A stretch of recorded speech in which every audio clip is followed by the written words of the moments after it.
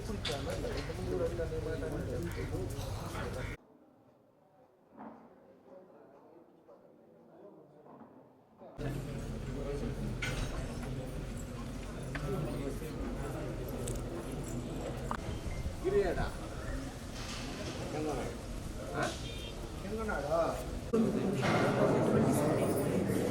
మన శక్తిపీఠం తరఫున మహిళా జాగృతి అందరినీ కూడా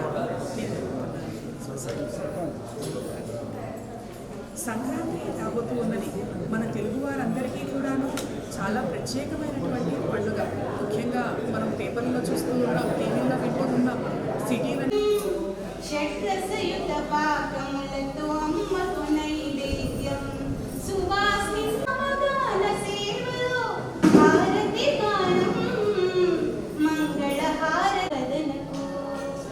అమ్మ ఏర్పరిచిన దశసహస్రి సువాసిని పూజలో పుట్టిన పాట ఇది. ఆవిడ చరణాలకు అర్పిస్తున్నాను. ఇది నివేదన కంటే నేను రాసి పాడతాను. ఆ రోజు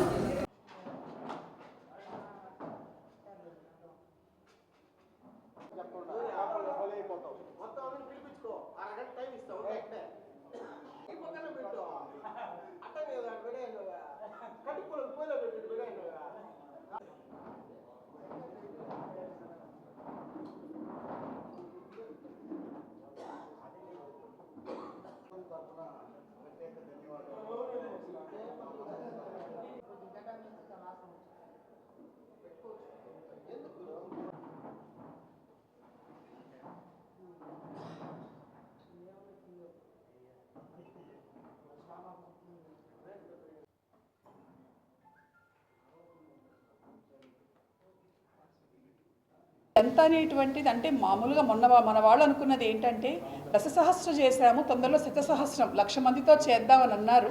అయితే అది ఎంతవరకు మనం సాధ్యము, అంత వేదిక ఎక్కడ ఉన్నది, ఎలా సమకూర్చుకోవాలి, ఇవన్నీ కూడా ఆలోచించి ముందుకు వెళదాము అనేటువంటి ఆలోచన. అంటే ప్రధానంగా ప్రత్యేకంగా ఏమిటనంటే ఈ పీఠం మహిళా ప్రాధాన్యత కలిగినటువంటి కార్యక్రమాలతో మనకు ముందుకు వెళ్తూ ఉన్నది. హిందూ ధర్మంలో మహిళల యొక్క ప్రత్యేకతను చాటి చెప్పటమే శ్రీశక్తిపీఠ లక్ష్యంగా. ఒక్క మాటలో చెప్పాలంటే to the women, for the women, by the women, ఆ సంకల్పంతో మనం ముందుకు వెళ్ళటం అనేది జరుగుతూ ఉన్నది. గిన్నిస్ రికార్డు అనేటువంటిది ప్రపంచవ్యాప్తంగా ఎలా ఉంటుందంటే ఏ గొప్ప పని చేసినా ప్రపంచవ్యాప్తంగా తెలియాలి అని అంటే ఒక గుర్తింపు కావాల్సి వస్తున్నది ఇవాళ ప్రపంచంలో. అయితే అదృష్టవశాత్తు మన మీడియా చాలా అద్భుతంగా పనిచేయటం వల్ల చిన్న కుగ్రామంలో జరిగినటువంటి ఒక విషయం కూడా ప్రపంచవ్యాప్తంగా విశ్వవ్యాప్తంగా తెలియజేసేటువంటి పనిని అద్భుతంగా చేయటం జరుగుతున్నది. అందులో భాగంగా ఆ గుర్తింపు అనేటువంటిది మనకి గిన్నిస్ వరల్డ్ రికార్డ్ అనేటువంటి ఒక మార్గం మనకు కనిపిస్తూ ఉన్నది. ప్రపంచంలో ఎవరూ చేయనటువంటి ఒక పని చేసినప్పుడు ఇటువంటి ఒక రికార్డుని వాళ్ళు అందజేయటం జరుగుతూ ఉన్నది.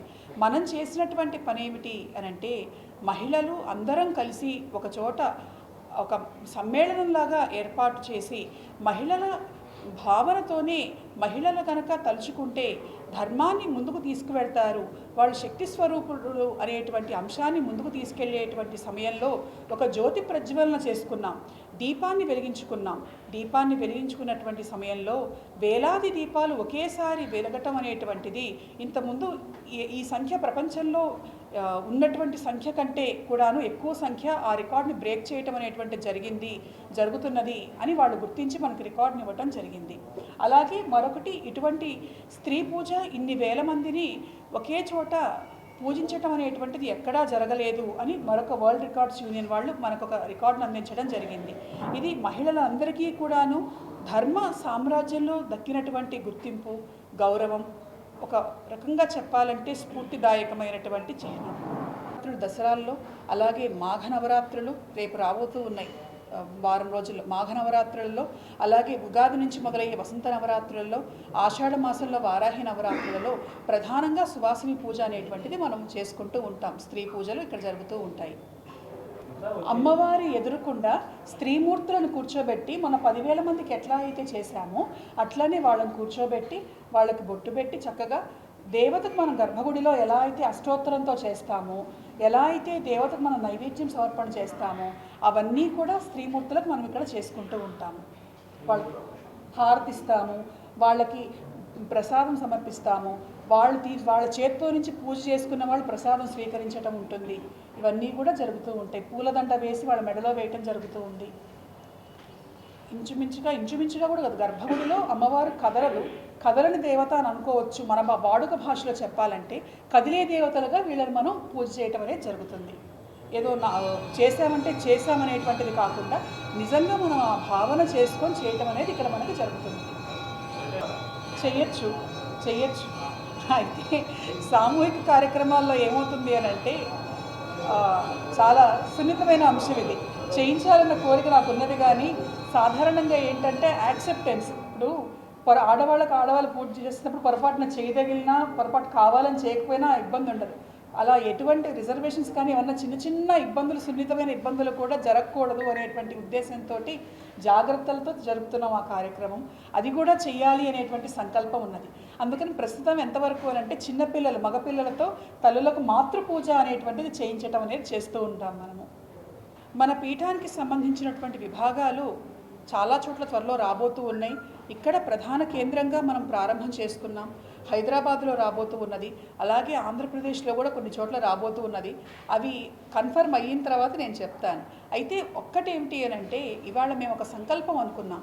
కేవలం మేము కట్టేటువంటి పీఠ విభాగాలు మాత్రమే కాకుండా ప్రతి ఇల్లు కూడా ఒక శక్తి పీఠం కావాలి.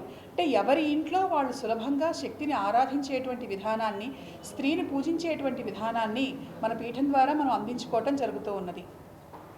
దాడులు ఎప్పటి నుంచో జరుగుతూ ఉన్నాయి, ఇవాళ జరగటం కాదు. ఎన్నో శతాబ్దాలుగా జరుగుతూ ఉన్నాయి, ఎన్నో యుగాలుగా కూడా జరుగుతూ ఉన్నాయి. అయితే మన హిందూ ధర్మం గొప్పతనం ఏమిటి అని అంటే ఎంతమంది దాడి చేయాలని ప్రయత్నించినా ఆ సమయంలో అప్పుడు కొద్దిపాటి నష్టం కలిగిందని మనకు అనిపించవచ్చు. కానీ మన ధర్మం సనాతనమైనటువంటిది, నిత్యనూతనమైనటువంటిది. పరిస్థితులు వస్తూ ఉన్నప్పుడు మనకి కృష్ణ పరమాత్మ చెప్పినట్లుగా అవసరమైనటువంటి వేళ ఆయన అవతరిస్తాడు. కేవలం ఏదో ఆయన శంకుచక్రాలను ధరించి అవతరించవలసినటువంటి పనే లేదు. కలియుగంలో మానవుడే దేవుడు అని చెప్పి హిందూ ధర్మాన్ని ఆచరించేటువంటి ప్రతి ఒక్కళ్ళు కూడాను ఎలాంటి ఇబ్బందులు హిందూ మతం ఎదుర్కొంటున్నది వాటిని ఖచ్చితంగా ఖండించి తీరాలి. ముఖ్యంగా నేను ఉన్నటువంటి ఈ స్థానంలో ఎక్కడైనా ఎప్పుడైనా సరే అటువంటి సంఘటనలు జరిగితే ఖచ్చితంగా మన పీఠం నుంచి పనిచేస్తున్నటువంటి శక్తిసేన అనేటువంటి విభాగము, దానికి సంబంధించినటువంటి చర్యలు వారు చేపట్టడము, దానికి సంబంధించినటువంటి కార్యాచరణ చేయటం అనేటువంటిది జరుగుతూ ఉన్నది. శక్తిసేన అంటే మన శక్తిపీఠం ప్రధానంగా పెట్టుకున్నటువంటి సంకల్పం. సరే, అలౌకికంగా ఇక్కడ వచ్చేటువంటి భక్తుల కష్టాలు బాధలు తొలగించడంతో పాటుగా మంత్ర మార్గంతో అందరూ కూడా ముందుకు వెళ్ళటం, ప్రత్యేకంగా మహిళలు ముందుకు వెళ్ళటం, అందులో భాగంగా శక్తిపీఠం ఆశయాలు ఏవైతే ఉన్నాయో ఈ శక్తిపీఠాన్ని విచ్చేసేటువంటి భక్తులందరూ కూడాను ఆ ఆశయాలు ముందుకు తీసుకువెళ్ళటం కోసం ఒక విభాగంగా శక్తిసేన అనేటువంటి ఒక విభాగాన్ని ఏర్పరచుకున్నాం.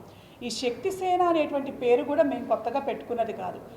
లలితాదేవి చరిత్రలో భండాసుర సంహారం జరిగినప్పుడు అమ్మవారు శక్తిసేనను మొదటగా ఆమె సృష్టించింది. తన శరీరంలో నుంచి కోట్లాది మంది స్త్రీమూర్తులను సృష్టించి రాక్షస సంహారానికి కారణమైంది. అలా అధర్మాన్ని ఎదిరించడానికి, ధర్మ సంస్థాపన కోసం, ధర్మ పరిరక్షణ ధ్యేయంగా ఈ శక్తిపీఠ ఆశయాలను ముందుకు తీసుకెళ్ళటం కోసం శక్తిసేనను మనం ఏర్పాటు చేసుకున్నాం. మన వాళ్ళందరూ కూడా అందుకు సంబంధించినటువంటి కార్యాచరణ చేయటం, దాన ధర్మ కార్యక్రమములను నిర్వహించటం అనేటువంటిది జరుగుతూ ఉంటుంది.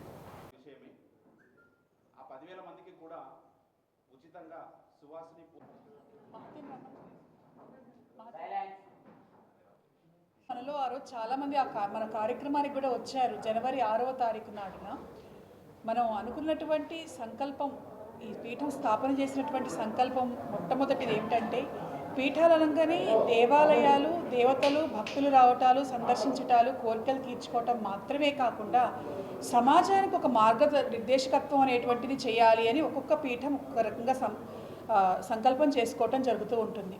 అయితే ఆదిశంకర సంప్రదాయంలో ఉన్నటువంటి కుర్తాళ పీఠాధిపతులు ఈ పీఠాన్ని స్థాపించినప్పుడు నాకు ఈ బాధ్యతలు అప్పచెప్పినప్పుడు ఒక మహిళగా నేను ఈ సమాజంలో, ముఖ్యంగా హిందూ ధార్మిక సమాజంలో ప్రాచీన కాలం నుండి మహిళలకు ఉన్నటువంటి గౌరవం, గుర్తింపు, వాళ్ళకు ఉన్నటువంటి ప్రాముఖ్యత ఏ విధంగా ఉన్నదో అది నేటి సమాజంలోకి ముందుకు తీసుకువెళ్ళాలి అనేటువంటి ఒక సంకల్పం చేసుకోవటం జరిగింది. నారీ ఏవ నారాయణి అనేటువంటి ఒక సూత్రాన్ని నేను ఆ రోజు సంకల్పించాను. మనకు తెలిసినటువంటి సిద్ధాంతం, ఎత్ర నార్యస్తు పూజ్యంతే రమంతే తత్ర దేవతాః. ఎక్కడ స్త్రీలు పూజించబడతారో అక్కడ దేవతలు నడయాడతారు, సంచరిస్తారు అంటున్నది మన హిందూ ధర్మం. అయితే ఏ విధంగా పూజించాలి, ఏ విధంగా గౌరవించాలి, ఏ విధానాల్లో ఆ పూజను ఆచరించాలి అనేటువంటి దగ్గర చాలామందికి అనేక సందేహాలు కలుగుతూ ఉంటాయి. స్త్రీలను పూజించమంటున్నారు, మనుషులను పూజించవచ్చా, మనుషులకు పూజ చేయొచ్చా అని అంటే, మన ధర్మం చెప్పినటువంటి మాట మానవ సేవే మాధవ సేవ, మానవులనే మాధవుడిగా భావించండి అని చెప్పినటువంటి సిద్ధాంతం మన హిందూ ధర్మాన్ని. అందులో ప్రధానంగా మహిళలను శక్తి స్వరూపంగా, దేవీ స్వరూపంగా భావించటం, వారిని పూజించటం మన సంప్రదాయం మనకు నేర్పించింది. పుట్టిన సంవత్సరం నుంచి కూడాను అమ్మాయిని బాలపూజ, కుమారీ పూజ, అలాగే వివాహమైనటువంటి స్త్రీమూర్తులను సువాసిని పూజ, సంతానవతులైనటువంటి స్త్రీలను సంతానలక్ష్మి పూజ, అలాగే పూర్వ సువాసులను కూడా మాతృపూజ, ధూమావతి స్వరూపంగా పూజించటం అనేటువంటిది మన శాక్తేయుల్లో కనిపిస్తున్నది. దాన్ని ప్రపంచవ్యాప్తంగా తీసుకువెళ్ళాలి అనేటువంటి ఉద్దేశంతో ఇక్కడ వేలాది మంది మహిళలకు మనం సువాసిని పూజా కార్యక్రమాలు నిర్వహించుకున్నాం. 2019లో మొట్టమొదటగా సహస్ర సువాసిని పూజ, 1000 మంది స్త్రీలకు పూజ చేద్దాము అన్న కార్యక్రమం సంకల్పించినప్పుడు 8000 మంది మహిళలు ఆ కార్యక్రమంలో పాల్గొన్నారు. అయితే పూజ 1000 మందికి మాత్రమే చేయటం జరిగింది. ఇక్కడ మన పీఠం స్థాపన చేసుకున్న తర్వాత మన పీఠ ప్రాంగణంలో 2000 మంది మహిళలకు, 3000 మంది మహిళలకు ఏకకాలంలో పూజ చేసుకున్నాం. పీఠం తరపున వారికి చీర, సారె అన్నీ అందించాం. అయితే చరిత్రలో ఏదైనా సరే ఒక స్ఫూర్తి రావాలి, మహిళా ధార్మిక సామ్రాజ్యంలో ఒక మలుపు అనేటువంటిది జరగాలి అనేటువంటి సంకల్పంతో 10,000 మంది మహిళలను ఒకే చోట చేర్చి ఆ 10,000 మంది మహిళలను శక్తి రూపంగా భావించి అర్చన చేయాలి అని దశసహస్ర సువాసిని పూజా కార్యక్రమాన్ని ఏర్పాటు చేసుకోవటం జరిగింది. మన వాళ్ళందరి సహకారంతో అది ఇంటికి కూడా ఆ సంకల్పం చేరింది. వేలాది మంది మహిళలు దేశ విదేశాల నుండి, వివిధ రాష్ట్రాల నుండి తరలి వచ్చారు. జనవరి 6వ తారీఖున అక్కడికి వచ్చినటువంటి ప్రతి మహిళ కూడాను మణిద్వీపంలాగా ఈ ప్రాంగణం భాసిస్తున్నది అని పులకరించటం అనేటువంటిది, ఎంతోమంది వాళ్ళ స్పందన తెలియజేయటం అనేటువంటిది జరిగింది. ఆ సమయంలో మొట్టమొదటగా మహిళలందరూ కలిసి దీపాలను వెలిగించటం జరిగింది.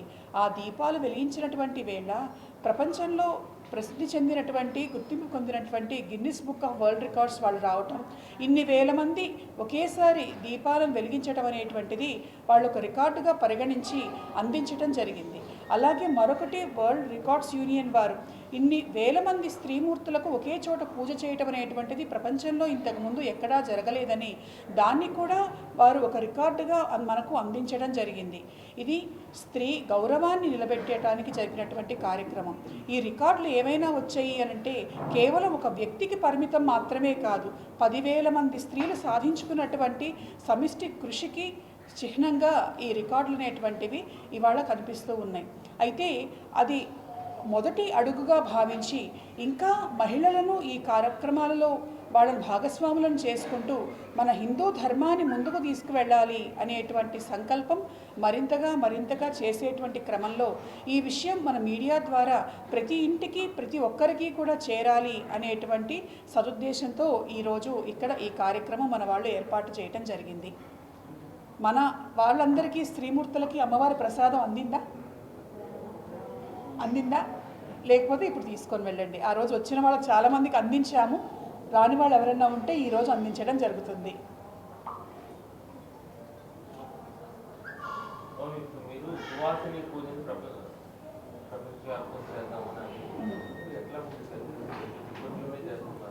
లేదు, ఇంతకు ముందర కూడా మనం అమెరికాలో చేశాము, ఇంగ్లాండ్, యూకేలో కూడా ఫ్రాన్స్లో అడిగారు. అయితే కోవిడ్ కారణాల వల్ల నేను మిగిలినటువంటి దేశాలకు వెళ్ళటం అనేటువంటిది ఆగింది కోవిడ్ కారణం వల్ల. ఇంతకుముందు విజయవాడలో జరిగింది, విశాఖపట్నంలో జరిగింది, ఏలూరులో జరిగింది, ఇక్కడ జరిగింది, హైదరాబాద్లో కూడా జరగబోతూ ఉన్నది. ఇలాగే ఇంతకుముందు చెప్పినట్లుగా విదేశాల్లో కూడా జరగటం జరిగింది. సువాసిని పూజ అనేటువంటిది చాలామంది చేసుకునేటువంటిది. అయితే దాన్ని ఇంకా ఎక్కువ స్థాయిలో గుర్తింపు తీసుకురావాలి అనేటువంటి సంకల్పంతో మనం ముందుకు వెళ్తూ ఉన్నాము. ప్రాసెస్ ఏదైతే ఉంటుందో అది జనరల్గా ఎట్లా ఉంటుంది వాళ్ళు సువాసిని పూజ అనేటువంటిది లలితాదేవికి సంబంధించినటువంటి ఆమెకి ఇష్టమైనటువంటి పూజలలో ఒక విధానంగా చెప్పారు. అమ్మవారి గురించి చెబుతూ సువాసిన్యర్చన ప్రీత, సువాసనలను పూజిస్తే అమ్మవారికి సంతృప్తి కలుగుతుంది, ప్రీతి కలుగుతుంది అని చెప్తూ అమ్మవారిని మనం దేవాలయంలో ఎలా అయితే ధూప దీప నైవేద్యాలతో ప్రసాదంతో పూజిస్తామో అదే విధి విధానం సువాసినులను పూజించేటువంటి విధి విధానం మనకి అందించబడింది. ఆ మార్గంలో ఇందాక నేను చెప్పాను నారీ ఏవ నారాయణి అని. దేవతను ఎలా పూజిస్తామో అదే రకంగా వాళ్లకు అమ్మవారికి సమర్పించినట్లుగా షోడశోపచార పూజ, పసుపు కుంకుమ గంధం పుష్పములు చీర నైవేద్యం పెట్టడం ఇవన్నీ కూడా ఆ కార్యక్రమంలో భాగంగా ఒక ప్రత్యేకమైనటువంటి విధానం మనకున్నది. ఆ విధానంలో మనం చేస్తూ ఉన్నాం ఈ పూజా కార్యక్రమాన్ని. అయితే ఇప్పుడు మనం సువాసిని పూజ చేశాము. మామూలుగా అయితే చిన్నపిల్లలకు కూడా చేస్తూ ఉంటాం మనం బాల పూజ అని. వివాహం కానటువంటి స్త్రీలకు కన్యా పూజ చేస్తూ ఉంటాం. అలాగే సంతానం కావాలనుకున్నటువంటి వాళ్ళు సంతానం ఉన్నటువంటి వాళ్ళను తల్లి బిడ్డలను కూర్చోబెట్టి ఇక్కడ పూజలు చేయిస్తూ ఉంటాం. అట్లా ఏ దశలో ఉన్నటువంటి స్త్రీ అయినా పూజకు అర్హురాలే అనేటువంటి సంకల్పంతో మన పీఠ కార్యక్రమములన్నీ కూడాను ముందుకు వెళ్తూ ఉన్నాయి. ఈ పీఠానికి సందర్శిస్తే ఏ విగ్రహాలు ఇక్కడ ఉన్నాయి ఏం చెప్తారు? ఇక్కడ ప్రధానంగా మనకి దేవతామూర్తులను కనుక చూస్తే చాలా ప్రత్యేకమైనటువంటి మూర్తులు మనకు కనిపిస్తున్నారు. ఇటీవల విపరీతంగా ప్రాచుర్యంలోకి వచ్చినటువంటి వారాహీదేవి ఇక్కడ భారతదేశంలో పాతాళ వారాహిగా అమ్మవారు 2 చోట్ల ఉన్నది. మొదటిది వారణాసి క్షేత్రంలో ఉన్నది, మళ్ళీ ఇక్కడ మన శ్రీశక్తి పీఠంలో మాత్రమే ఉన్నది. ఇక్కడ ఉన్నటువంటి భూగర్భ పాతాళ శ్వేత వారాహిని దర్శించుకోవటానికి లక్షలాది మంది ప్రజలు వస్తూ ఉన్నారు. అలాగే మనకి కుబేరస్వామి కనిపిస్తూ ఉన్నాడు. వారాహిదేవి పక్కనే సింహముఖంతో ప్రత్యంగిరాదేవి కనిపిస్తూ ఉన్నది. పాతాళంలో వారిద్దరూ ఒకే చోటు ఉండటం ఇక్కడే మనం గమనించవచ్చు. అలాగే పై అంతస్తులో మరకత వర్ణంతో ఉన్నటువంటి మరకత కాళీదేవి, మరకత సిద్ధేశ్వర స్వామి కనిపిస్తూ ఉన్నారు. ఈ దేవతలు ప్రత్యేకమైనటువంటి వారు మాత్రమే కాక వీళ్ళని సందర్శిస్తే చాలు కోరికలన్నీ తీరుస్తారు, కష్టాలు పోగొడతారు అనేటువంటి విశ్వాసాన్ని దేవతలే ఇక్కడ ఉన్నటువంటి ప్రజలకు కలిగించటం, వాళ్ళకు కలిగినటువంటి అనుభవాల వల్ల అనతి కాలంలోనే వేలాది మంది లక్షలాది మంది ప్రజలు ఇక్కడికి వచ్చి దేవతలను దర్శించుకోవటం అనేది జరుగుతూ ఉన్నది. ఇక్కడ మనకి మామూలుగా మనకి శాస్త్రోక్తంగా శాక్తేయ విధానంలో చెప్పబడినట్లుగా దేవీ దేవతలకు వాళ్ళకు సంబంధించినటువంటి పూజాకృతువులు శ్రీ సూక్తంతో పురుష సూక్తంతో అలాగే వాళ్ళ అష్టోత్తరాలు సహస్రనామావళితో పాటుగా మన దగ్గర జరిగేటువంటి ప్రత్యేకమైనటువంటి మార్గం ఏమిటంటే హోమ మార్గం. ఈ దేవతలకు సంబంధించినటువంటి హోమములన్నీ కూడా ఇక్కడ జరుగుతూ ఉన్నాయి. ప్రధానంగా అమ్మవారి అవతారాలైనటువంటి దశమహావిద్యా రూపములు మనకున్నాయి. వెంకటేశ్వర స్వామి విష్ణుమూర్తికి ఎలా అయితే దశావతారాలు చెప్పబడ్డాయో ఆ అవతారాలకు కూడా మూలం అంటుంది శాక్తేయం, శక్తి అందరికీ మూలం అంటుంది ఆ దశమహావిద్యా దేవతలు.